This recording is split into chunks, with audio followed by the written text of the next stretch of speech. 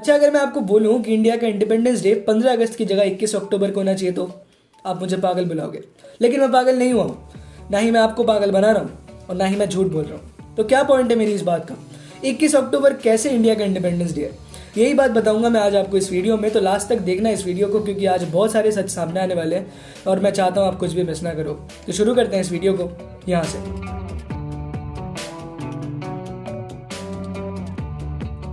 अच्छा, अगर आप मुझे पहली बार YouTube पर देख रहे हो तो आपसे हाथ जोड़कर रिक्वेस्ट कि प्लीज़ चैनल को सब्सक्राइब कर देना, बिकॉज मैं ऐसी इंटरेस्टिंग वीडियोस बनाते रहता हूँ और आप निराश नहीं होंगे। हाँ, तो जो मैं कह रहा था कि हम सबको पता है कि इंडिया को आज़ादी मिली थी ऑन 15 अगस्त 1947। लेकिन क्या आप जानते हो 21 अक्टूबर 1943 को इंडिया आज़ादी डिक्लेयर कर चुका था? बिल्कुल। और अंडमान एंड निकोबार आइलैंड्स वो पहली जगह थी जहाँ पर आज़ाद भारत का तिरंगा फहराया गया था। ये तिरंगा आज के तिरंगे से थोड़ा अलग है, क्योंकि आज मैं बात नहीं कर रहा हूँ रिपब्लिक ऑफ इंडिया या फिर भारतीय गणराज्य की। आज मैं बात कर रहा हूँ provisional government of free India, यानी कि आरजी हुकूमत आज़ाद हिंद, या सिर्फ और सिर्फ आज़ाद हिंद की, जिसके प्रधानमंत्री और कोई नहीं बल्कि हमारे अपने नेताजी सुभाष चंद्र बोस थे। Azad Hind government independent India की पहली गवर्नमेंट लेजिटिमेटली हो सकती है, बट हम इसे रिकॉग्नाइज तक नहीं करते। और मैं चाहता हूँ कि आप ये कहानी जानो कि कैसे हिंदुस्तान को 15 अगस्त 1947 से 1395 डेज पहले आज़ादी मिल गई थी। तो कहानी बिल्कुल शुरू से शुरू करते हैं अगर, तो आपको मैं ले चलता हूँ 1939 में। 1939 में पूरी दुनिया में जंग के बादल मंडरा रहे हैं और अंग्रेज़ों के खिलाफ जर्मन और जापानीज़ और इटालियन खड़े हो चुके हैं। उसी बीच 1939 में इलेक्शंस होते हैं कांग्रेस पार्टी के, जो हुआ करते थे। और इस कांग्रेस के इलेक्शंस में नेताजी सुभाष चंद्र बोस एक अच्छे मार्जिन से कांग्रेस के प्रेसिडेंट इलेक्ट होते हैं। अब हम सब जानते हैं कि आज़ादी से पहले कांग्रेस पार्टी का रुख कैसा था।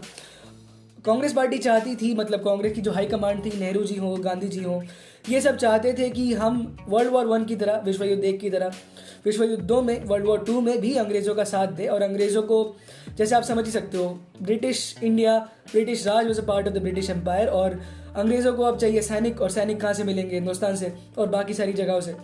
तो कांग्रेस पार्टी इस चीज़ के बिल्कुल खिलाफ नहीं थी। कांग्रेस पार्टी चाहती थी कि हाँ, कोई नहीं भाई, जंग है और पीछे से वार करना हमारे लिए ठीक नहीं है। लेकिन ये बात उस वक्त कांग्रेस के प्रेसिडेंट यानी कि नेताजी सुभाष चंद्र बोस को रास नहीं आई।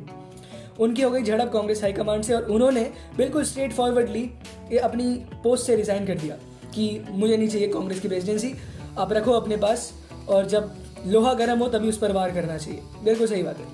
लेकिन 1940 में अंग्रेज़ थे शातिर, और 1940 में उन्होंने नेताजी को हाउस अरेस्ट में डाल दिया।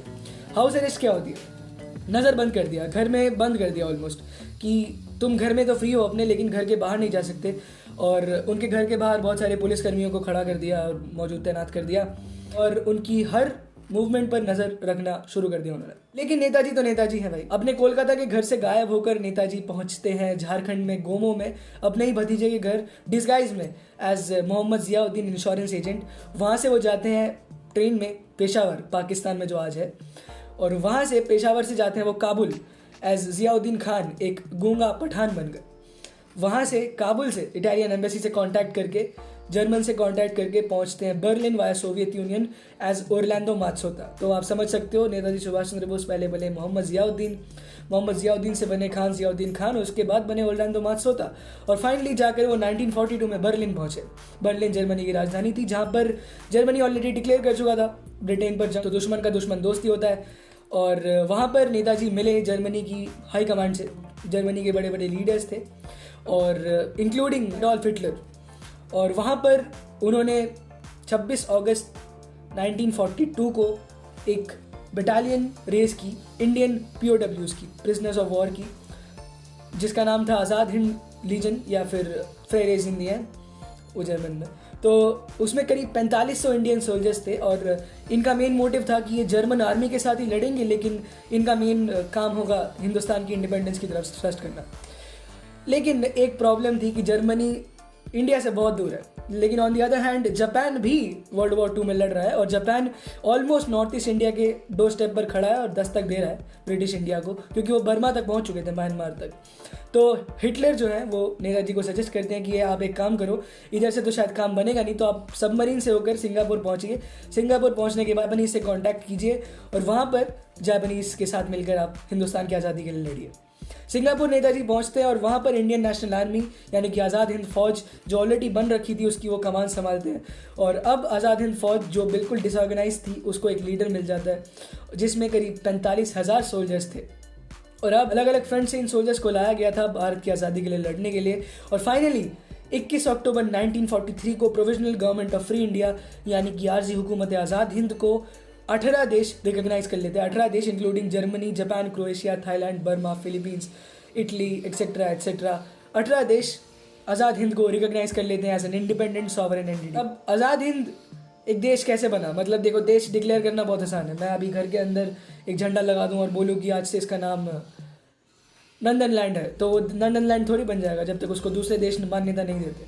लेकिन यहाँ पर देखने वाली बात सबसे इंपॉर्टेंट ये है कि आज़ाद हिंद को 18 देशों ने उस वक्त रिकग्निशन दे दी थी, तो ये देश बन ही चुका था। अब देखो, ऑल्दो ये फुली फंक्शनल गवर्नमेंट नहीं थी, लेकिन एक सरकार के जो मेन काम होते हैं बहुत कुछ करती थी।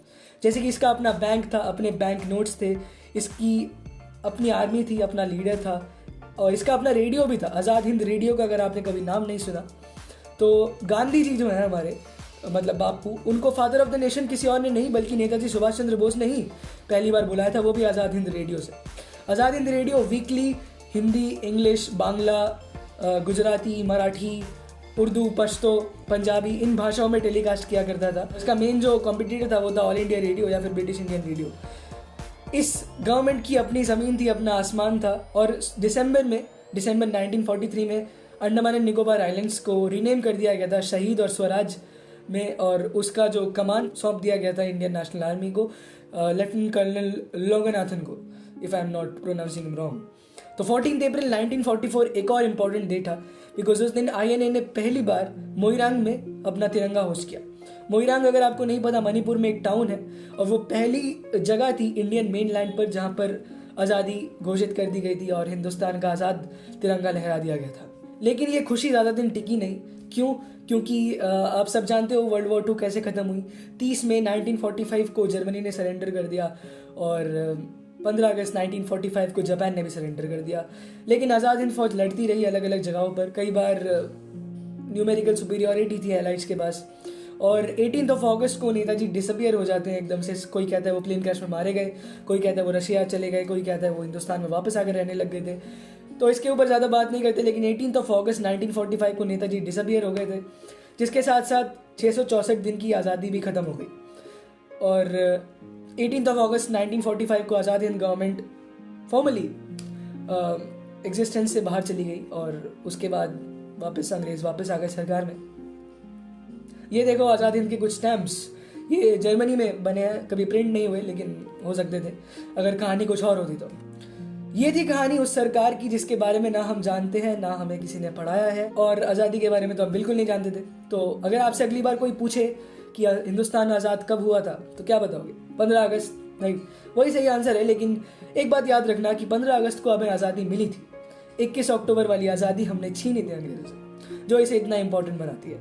आई होप ये कहानी आज आपको पसंद आई होगी, और अगर पसंद आई है लास्ट तक अगर आप देख रहे हो वीडियो को तो प्लीज़ वीडियो को लाइक करना मत भूलना। अगर कुछ सेंस बनी वीडियो में तो ज़रूर शेयर करना इस वीडियो को, क्योंकि मैं चाहता हूँ कि और लोग भी इस कहानी को जाने। चैनल पर नए हैं तो सब्सक्राइब कर देना। This was me Nandan signing off. जय हिंद, बाय।